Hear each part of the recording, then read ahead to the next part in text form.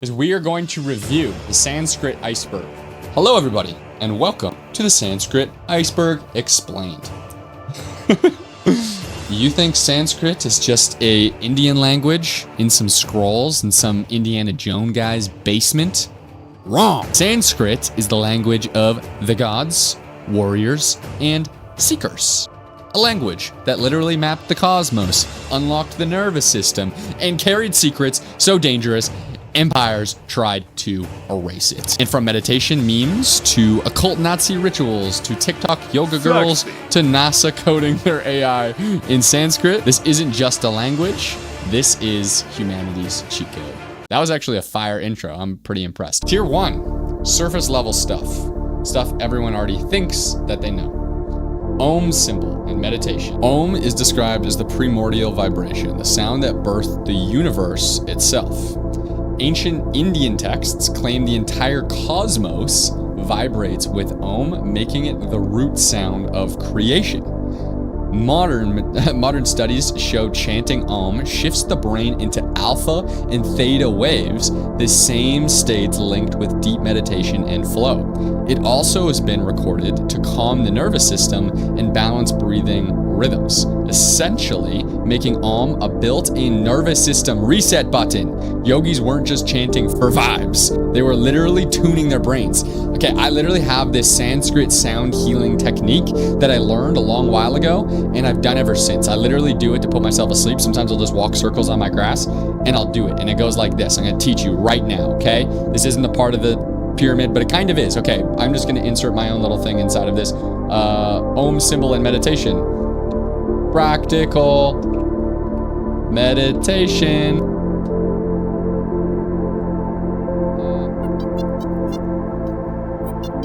Each one of these Sanskrit vowels or words or whatever are resonating on a different level of the human body. And when you chant them all, it's like focusing energy on each part of your body. Each one of them resonates supposedly with a different part of your body. So it goes, Hadi Om. And we just heard what Om does, right? It just said Om heals the nervous system and all that shit. So all of these are kind of similar to that. Nam Lam Mam Bam Shiva Om Swaha. Okay, that is essentially sound healing meditation. I learned this by using a mnemonic, which is a memory memorization technique, where I went, haha, my friend Deacon is oming, eating. He's nomming a llama, and then there's a beautiful older lady's bum on the llama. Shiva Om. I don't remember what I did for that. Swaha, something like that. So I made this mnemonic in my head about my buddy and this hot chick on a llama. And then I remembered it because of that. And then anytime I wanted to meditate and I was like out for a walk or whatever, I would chant this, and it really helps. Bro, Om is basically God's Wi-Fi password. It's pretty good. Yoga equals stretching. Number 2. Yoga was never about fitness. It was about battlefield practice for the soul. Yoga was never about fitness. It was about a battlefield practice for the soul. In Sanskrit, yoga means union, the yoking of body, mind, and spirit. Ancient yogis would spend months fasting, sitting in caves, and holding postures for hours to train discipline. These poses weren't designed for Instagram. They were tests of pain tolerance, breathing control, and mental focus. In early warrior cultures, yoga wasn't a lifestyle, it was training for enlightenment. Downward dog, more like downward spiral if you think yoga is just a warm-up for Soul Cycle. Come on! Nice. Bro, real yoga was Navy SEAL training in Sanskrit, not goat yoga with Becky. Imagine telling a yogi from 2,000 years ago, yoga now means Lululemon discounts. Got him! Love it, love it, love it! Nice little photo there, cinematic. Dead language myth. People say Sanskrit is dead. Truth, it never died, it became immortal. Sanskrit is the root of the Indo-European language family, the same family that birthed Latin, Greek, and even English. Far from being extinct, it still survives in Hindu rituals, chants, and even villages in India where people speak it daily. In the 1980s, NASA studied Sanskrit because its grammar is so exact that it could be used as a machine-friendly language for programming AI. If English is messy, Sanskrit is clean code. Latin's been ghosted. Sanskrit's still benching 315 in the afterlife. Dead language? Nah, Sanskrit's like the ripped uncle who still beats you in arm wrestling. Sanskrit is the shredded grandpa still repping pull-ups. Latin's the deadbeat dad. Sanskrit's the shredded grandpa still repping pull-ups at 90. Nice, dude. Dead language, yeah. Okay. Tier 2. We've made it to tier 2, so this is slightly juicier stuff. Vedic chants equals biohacking. The ancients weren't just praying. They were programming the nervous system.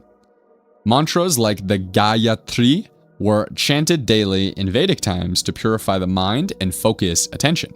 Studies now show repetitive chanting lowers blood pressure, slows the heart rate, and even improves memory retention. I need that. That's what I know. Vibrations stimulate the vagus nerve, which regulates calm and healing in the body. And in other words, chanting was an ancient form of biohacking long before Silicon Valley put electrodes on their heads. Forget Calm app, chant Sanskrit, and you've basically got AirPods for your soul. Chanting mantras is just brain squats, bro. That's facts. Yeah, it's like, you don't have to be squats, okay? I don't know, squat. Everyone just doesn't want a fat ass. I think that would just make people scared of chanting. Everyone thinks they're just gonna have a juicy ass.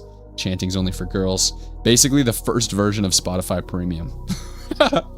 That's actually hilarious. Basically the first version of Spotify Premium. It's like the first thing that you'd like pay someone to do for you musically. That's like pretty good. A qualified joke. It didn't really get a laugh, but just like when I thought about it, I was like, that's fire. Sanskrit and martial arts. Before battle, warriors didn't just sharpen their weapons, they sharpened their breath. In Mahabharata, the warrior Arjuna invokes mantras to empower his bow and arrows before fighting.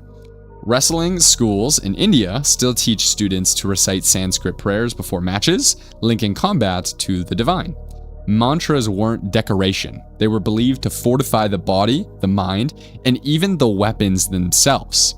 For warriors, Sanskrit was part of the arsenal. Imagine UFC ring walkouts, but in Sanskrit. Conor McGregor chanting Gayatri before a left hook. Bro, Sanskrit mantras were the original hype playlist. Philosophy hidden in words. One Sanskrit word equals entire self-help arsenal in Barnes & Nobles. Bro, Dharma hits harder than your therapist, and it's only 2 syllables. We didn't learn about Dharma yet. Why are these jokes ahead? Okay, my bad. My bad, that was me. Sanskrit words don't just describe reality, they reveal it. Take Dharma, a single word that holds duty, cosmic law, and the path of truth, or karma. Not instant playback, but the principle that every action sets off an echo in the universe. Or Atman, the soul, described as eternal, unchanging, and one with the cosmos. Each word is like a compressed spiritual textbook. Nice little Sanskrit thing with a watermark over it. Tier 3. Congratulations, you have made it to tier 3. You have now entered the realm of forbidden knowledge. You're welcome for Mythic Frame. Words weren't spoken, they were sung to reshape reality. Ancient priests claimed mantras turned to cosmic vibrations. NASA linguists studied it for computational linguistics because the structure is near machine perfect. So we kind of learned a little bit about that already. Bro, imagine telling ChatGPT to run smoother and the answer's chanting Sanskrit. Yeah, it's like, run smoother, and then it's like, okay, I'll do that, and just gives you Sanskrit answers. And you're like, dude, in English, please. Basically auto-tune for the soul. Not for the soul, just like, well, I guess if your soul speaks in English, then yeah. Tantric sexual energy. The lingam and yoni. The lingam and yoni. I was actually just reading the Kama Sutra, and I think it mentioned those 2 titles, which is like masculine, feminine. Yeah, oh, literally the next sentence. I'm Genius. The symbols of masculine and feminine energy. Ritual sex wasn't hedonism, it was enlightenment tech. Tantra framed semen retention and sacred union as a way to transcend the ego and unite with the divine. Basically, no fat with incense and a way better branding. Okay, what does that have to do with freaking Sanskrit? Oh, okay, it's just Sanskrit words. So lingam and yogi are Sanskrit words which represent masculine, feminine, and they basically represented enlightenment. Tantra framed semen retention and sacred union as a way to transcend the ego and unite with the divine. Yeah. There's a message from aliens saying something like, stay away. Imagine NASA messed up and sent some threats through Sanskrit and aliens are upset with us now, lol. Wait, what? There's a message from aliens saying something like, stay away. I don't know what you're talking about. What are you referencing? Imagine NASA messed up and sent some threats through Sanskrit. I mean, it'd be pretty hard to like send accidental threats. Like, you'd have to be like you'd have to be like schizophrenic or something, basically. Because like, how are you messing up that crazy? Check on TikTok, IDK, what exactly it is. Interesting. Well, if it doesn't have to do directly with Sanskrit, then we can move on, but if it does, definitely send it in the chat. I hope you appreciate my photos, by the way. Extra steps to get those for you. Mantras as spells. A word wasn't just a word, it was a weapon. Certain mantras were so feared that they were restricted. Chanted them wrong, and legends said you'd go insane. Chant them right, and you could summon gods. Harry Potter yelling in Latin, cute. Real wizards yelling Sanskrit. Bro, Harry Potter's Expelliarmus is basically Om, but nerfed. That's a hardcore statement, and kind of accurate, though. I love Harry Potter, and one of the reasons I love Harry Potter and like Twilight and these different movies about like superhuman abilities is because it's basically just true. Like a lot of the things that these characters have, low key, are actually connected to truth. And I just love understanding truth. Imagine saying the right mantra and patching reality like a software update. Yeah, that is pretty crazy. Yeah, what's that effect? There's like that effect that happens where people, the Mandela effect, where like people remember things that were different. You just, too many people were chanting something and they patched the updates. And now everyone's like, what? Glitching out. All the NPCs are glitching out. Tier 4, archetypal and psychological. Welcome to Tier 4. There are 7, so we are officially over halfway done this pyramid, this iceberg. Pyramid iceberg, whatever. The Gita and shadow integration. Arjuna on the battlefield of the soul. The Bhagavad Gita isn't about war. It's about shadow work. Fear, hesitation, doubt, all reframed into purpose. Arjuna was basically like, bro, I don't want to fight my family. Krishna was like, shut up, hit legs. I don't understand this one. The Gita and shadow integration. Arjuna on the battlefield of the soul. Arjuna on the battlefield of the soul. The Bhagavad Gita isn't about war. It's about shadow work. So I guess they're just, so basically, and I'm like filling the viewer in on this as well too. I use ChatGPT to build these fresh, never before seen icebergs. And so this is kind of a cool test as to what ChatGPT can do for you, in addition to using ChatGPT and AI to master life. That's the kind of the context we're going into these with, which is super fun and awesome. At the same time, some of them don't make lots of sense, which is fine. Basically, the world's first pep talk before leg day. Ha ha ha. Okay. Cool photo, though. Good photo. Great horses. Cool carriage. He's shooting a bow. No, he's not. He's faking shooting a bow. The lingam as cosmic axis. A pillar of fire that has no beginning and no end. The Shiva lingam is worshipped as the axis mundi, the world pillar, linking heaven and earth. Priests pour milk and honey over it to honor creation itself. Interesting. I didn't get a direct image of this. I seen some like weird looking stone things. Whoa, like it looks like a cauldron that you make pasta sauce with. in every photo but that one with the sunset and shit. Looks like something you'd buy on Etsy. Pillar of fire that has no beginning and no end. I don't understand why this looks so cool. So it's basically like a very potent symbol is essentially what I'm getting out of this. Like to them, it's a very potent symbol where they see this is the lingam, this is the yoni. So I'm pretty sure those words basically mean like dick, vagina. Or am I reaching? Is that not what that means? For some reason, that's what my head told me. Brahma is like connection to the ground. Vishnu, Shiva. Yeah, so there's kind of like multiple layers to what this could mean, and they think it's cool. That's what I thought it means too. Yeah, that's what I think we're right, and we just move on, basically. That's funny. Does lingam mean dick and yoni mean pussy? You nailed it in blunt terms. All right, there we go. Lingam literally means mark or symbol in Sanskrit. In practice, it's most famously the Shiva lingam, a stone pillar or cylindrical or worshipped as the symbol of Shiva. The symbol of Shiva. Yes, it's also interpreted as the phallus, the cosmic penis, not as a crude way, but as the axis of creation, generational power, and the pillar that connects heaven and earth. It's crazy that you and I, like really dissect what just happened. Like chat and me both just intuitively felt that that thing was a dick. Even though it doesn't look like a dick at all. And then we both also just intuitively figured like yoni was a pussy, even though it doesn't look like that at all. Like it doesn't look like that at all. But our intuitions, like our subconscious, were both like primed to think that that was the meaning behind those words.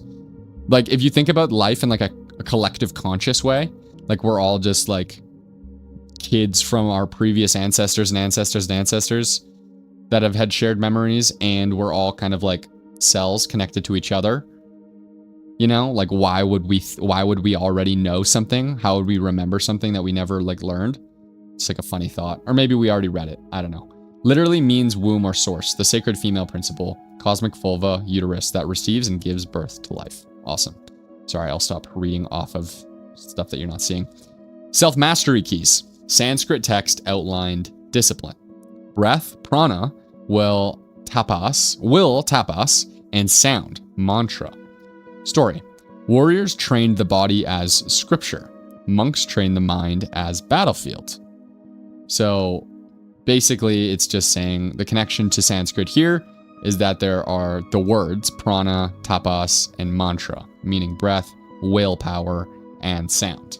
And these are words specifically for self-mastery keys. And they're words that are used in a much more effective way than how we use words as well too. Like if you really think about how we use words, I was thinking about this today because I'm reading the, what's it called? Come on, bro. Am I literally not gonna remember this? The Kama Sutra. That's right.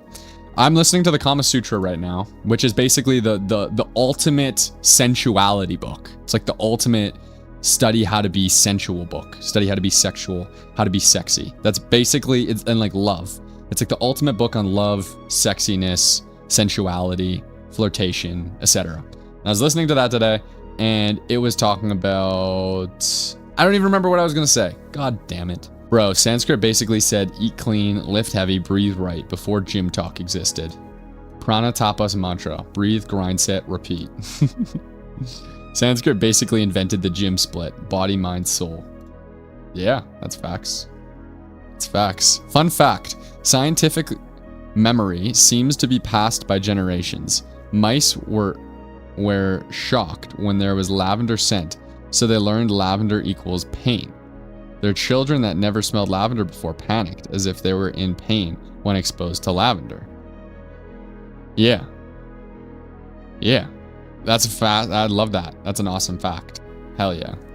So cool. So cool. So this is science, longevity, and enhancement section. Sound and brain science. The ancients didn't just believe in vibes. They measured them in consciousness. Study shows chanting improves memory, even increases gray matter density. Kids in Sanskrit schools outperform peers in logic tests. Chanting Sanskrit makes you smarter. Duolingo Owl could never. Nice. Nice. I love Sanskrit. See, like Sanskrit is literally the language of all languages. It literally improves freaking gray matter density. Just sounds so legit. It just makes you be like, I should start doing that. Like I could have more gray matter density. Doesn't that just like feel like legit, that sentence? You're just like, I need more of that. Yep. Yeah, sounds great. Love it. I do it. My sound healing technique, literally steal mine. I'm pretty sure you're not supposed to give away your meditation. That's like a thing in the community. I think it's called transcendental meditation, and you're not supposed to actually tell people what yours is. But like I said, I don't know why, and so I'm telling you mine. Hari Om Nam Lam Mam Bam Vam Yam Shiva Om Swaha. And really hold on the vowels. The vowels are supposed to be the most healthy for your body and stuff. I think that's like part of why the vowels were created. Sound and brain science. I already did that. MRI shows chanting Sanskrit lights your brain up like a rave. MRI shows chanting Sanskrit lights your brain up like a rave. Nice. Basically creatine for your neurons. That's a dumb joke because creatine is also for your neurons. It's just like a ingestible thing. That joke is not structured properly. Celibacy in Sanskrit texts. Brahmacharya. Brahmacharya. Brahmacharya. Brahmacharya. Brahmacharya. Say that 10 times fast.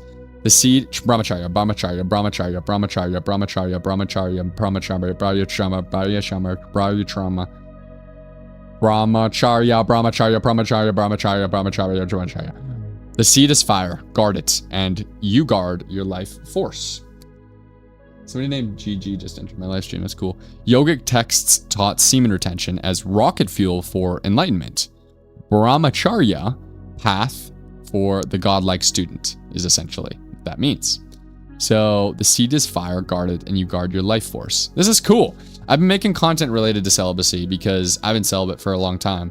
And I didn't really think about it as like a thing to like push or like leverage until I've been like, yeah, I guess that is like a really significant part of my path, and a reason why I've been able to become smart and fulfilled and stuff is because like I have been celibate for a long time. I'm not against sex at all. I think sex is like a very powerful, beautiful thing, and like you can get a lot of benefits out of having sex if you're doing it the right way. If you're extremely passionate and excited to match with this person who's a good match for you, who has a lot of knowledge or experience, other types of energy that you would want to keep in your kind of energy field forever as like a chunk of reality before going to one person to spend the rest of your life with, and then you feel filled, your cup is full sensually, and you've had different experiences. And then some people, it might just happen to have one person forever. But I do think there's a really great place for celibacy as well too, in actually developing yourself for some people, including myself. NoFap wasn't invented on Reddit. Brahmins were on day 365 glowing like Dragon Ball Z. Day 365, Brahmacharya glow up makes Goku look undertrained. Basically semen retention before it became a subreddit. Different things work for different people. I don't know much about it, but some nutrients leave with semen, so it might actually do something. Oh yeah, definitely does something. Not only does nutrients leave the body, I know zinc levels don't decrease significantly. Not only does nutrients leave the body when you jack off, but I think more than anything, it's about what's your brain on. Because the number one thing which humans are like wired by and driven by is sensuality. So like when you're giving away your attention, that's the most important part. Because the universe is mental, right? And so if the universe is mental, the most fundamental thing is thoughts. And everything in your life ripples out of your thoughts. And you're in these spirals of chasing chicks all the time, and you're not in spirals of figuring out how to build a business or figuring out who you are as a person or healing trauma and doing shadow work or doing all learning things that help you become a more fulfilled person, learning things on how to help other people, then that can just be dumb and waste a bunch of your time. And since that's the area you filled in, that means that this is the area you didn't fill in. So I think that's the most instrumental thing to understand about things like lust, like chasing sex and stuff like that, and love, is that if you're doing it, it means you're not doing other things, and it's an all-consuming sensation. It's the most primal sensation.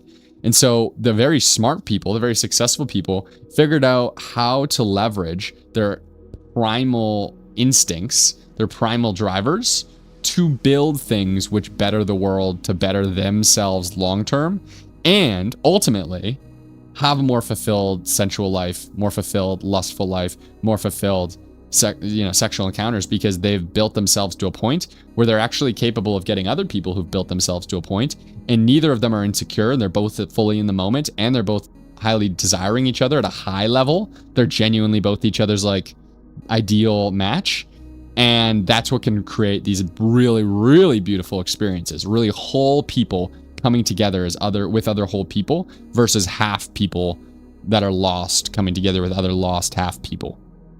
My take. Next, tier 6. 2 more tiers to go. Dark, taboo, and occult. Curses and forbidden mantras. Sound can heal, but it can also destroy. Atharva Veda describes spells for disease, war, and curses. Sanskrit was literally black magic when twisted. That is fascinating to know as well. Basically Death Note, but in verse form. Bro, Sanskrit curses were basically the original uninstall button. Imagine saying one wrong syllable and bricking your soul. I thought I was going to say getting bricked. Imagine saying one wrong syllable and getting bricked up. It's a massive boner. Imagine if that was your superpower, is like you could just say words and make people have boners, or like make people come, and then you distract them long enough to like do whatever you need to do, kill them, whatever. That's where my brain goes when I'm in tier 6, baby. Colonial suppression. The conquerors feared the language of power. OF girlies would love this. Yeah, dude. British colonizers burned Sanskrit manuscripts, banned Vedic schools, and rewrote history.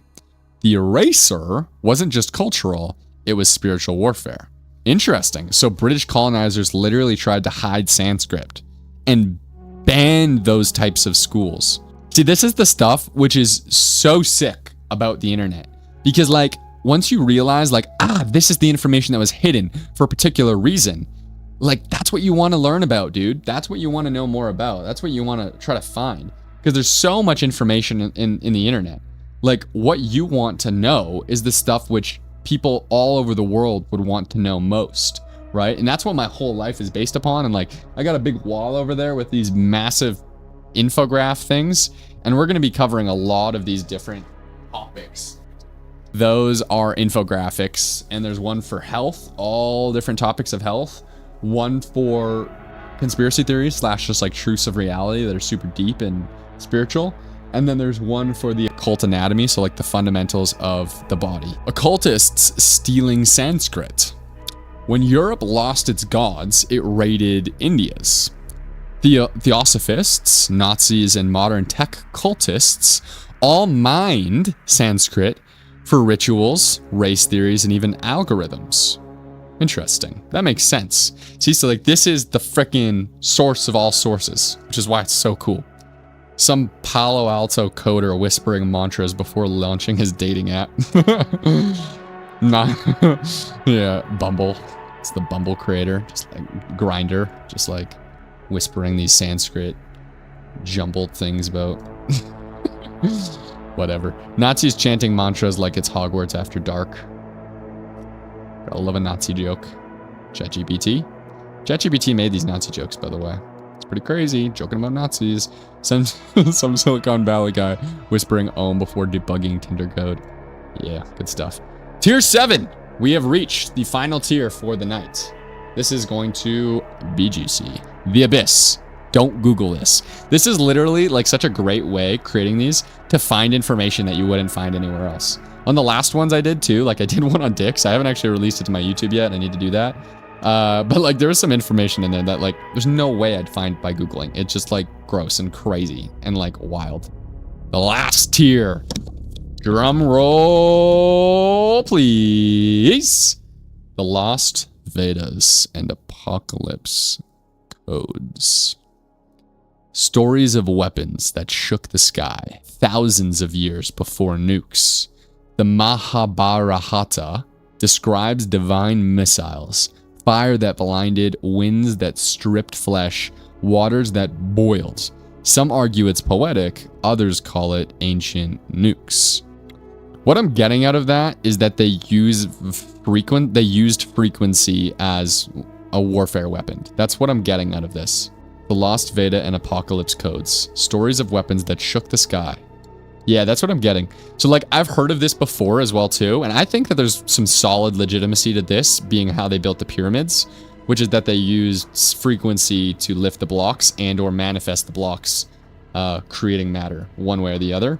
And basically this is what it's saying, is that they used frequency, they knew how to use frequency using sound, with Sanskrit being a tool of that, to use weapons when need be, is basically what they're saying.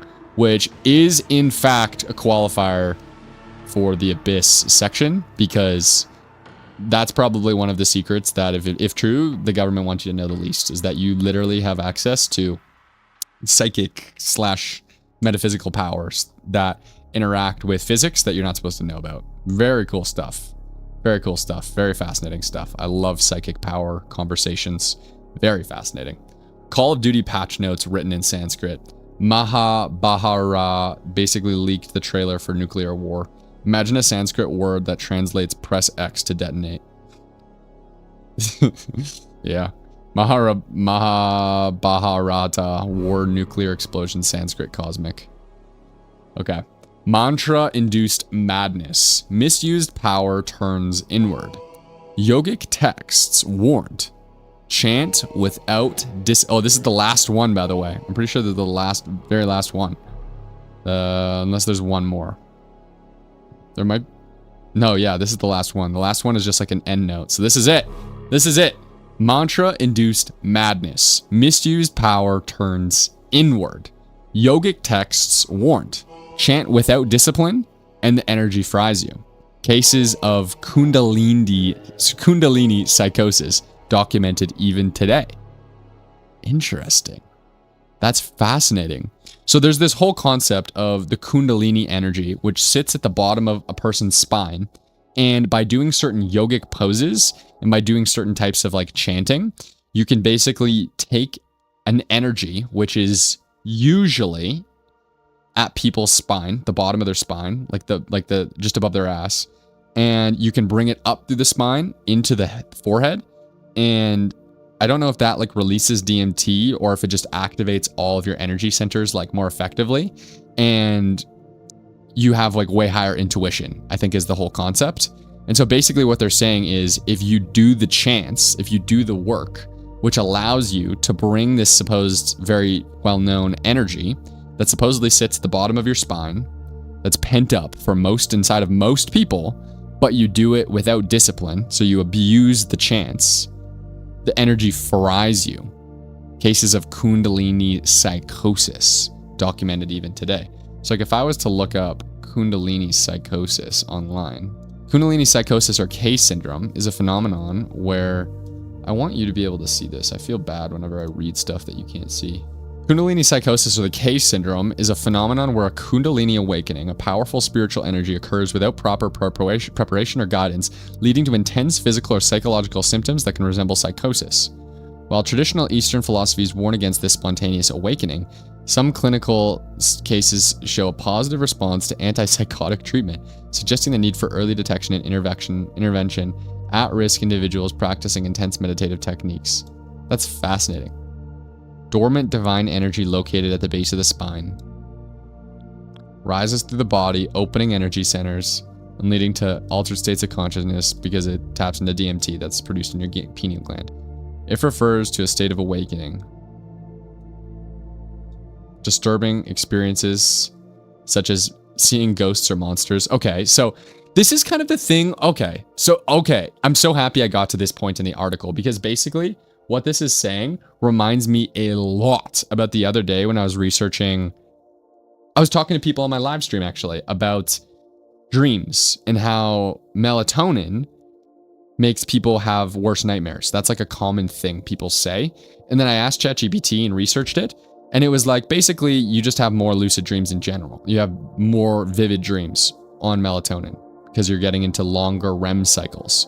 And what that basically means is that it's up to the person. If the person is going to have bad dreams because they have a messed up subconscious, then yeah, you're going to have more people who are whining about having nightmares. And so in this similar sense, people who have Kundalini psychosis are basically people who aren't ready for the information about reality in regards to how it fundamentally works. They aren't mature enough to internalize how reality could actually function. And so when they see things occurring in other dimensional states, aka potential beings, which they didn't know were there because they didn't know about these other levels of consciousness, these other frequential states, they freak out and they basically just can't figure out how to explain it to themselves. And so they need to take medication for it. Feeling of fear of being unable to return to a normal state. Yeah, because normal state for most people is just living blindly. And a non-normal state is something that if you rush into it through these, cheat practices, basically just fry your brain because you didn't have enough time to process what's happening and understand the world enough to how it relates to everything else. Fascinating. An unguided awakening. Lack of preparation.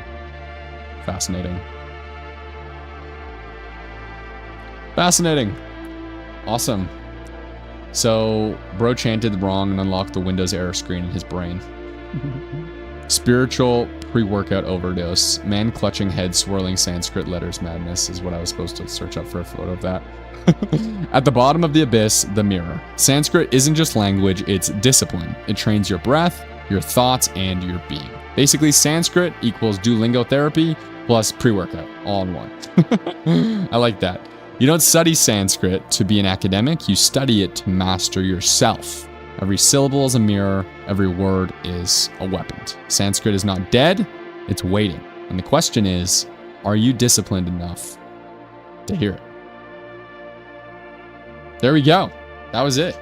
So next time someone says Om is cringe, tell them it's the vibration that forged the cosmos. Lock in, subscribe, or your mantra forever sounds like mumble rap. That's like casting a black magic spell on everyone who watched if they don't subscribe. So be warned. All right. Thank you. Goodbye. Goodbye. Goodbye. Goodbye. Goodbye.